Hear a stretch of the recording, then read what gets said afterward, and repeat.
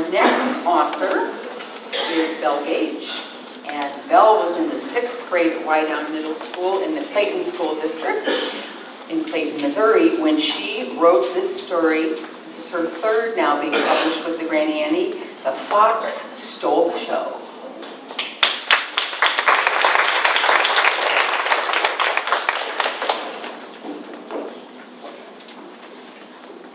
The Fox Stole the Show, 1955, on a flight to St. Louis, Missouri. It was a winter's Friday in 1955. In other words, the most humiliating day of Papa's life. My grandfather, Papa, was comfortably perched in the first row of a 40-seater jet coming back to St. Louis after an important business meeting in Chicago. He was sitting next to a lady with a magnificent fox stole, draping from a magnificently wide neck. As Papa looked away from the St. Louis Dispatch crossword puzzle that he had been absorbed in for the past half hour, this smooth Friday afternoon took a turbulent turn. As for what Papa saw, his unzipped fly. In order to make as little a deal out of this dilemma as possible, he casually laid the newspaper on his lap and zipped his pants. Piece of cake.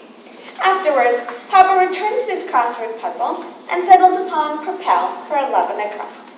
With 10 minutes left of the flight, Papa took a little snooze without a worry in the world. When the flight ended, Papa was startled awake to the sound of people stumbling to get their luggage. Quick as lightning, he leapt to his feet. "Excuse me, sir, just look what you've done!"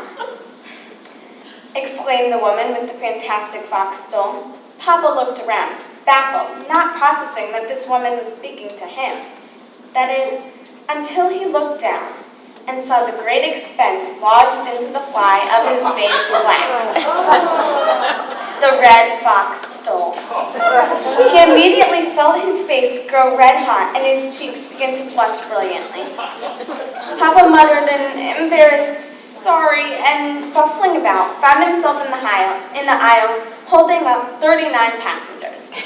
Now, fur may be easy to zip in, but the process of getting fur out of a zipper is not so simple. So there Papa was, desperately trying to unzip his pants. 38 pairs of eyes all staring intently at his size-small men's slacks, and one pair of eyes, the ones belonging to the magnificently wide-necked lady, piercing him with rage and hatred. Papa yanked and yanked, but could not budge the zipper more than a centimeter or so.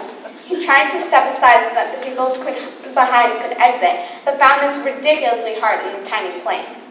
Just as Papa was getting ready to give up and offer the woman a replacement stole instead, the stole ripped loose. Papa hastily grabbed his luggage and briskly strode down the aisle without a glance back, yanking stray fox fur from his pants zipper as he went.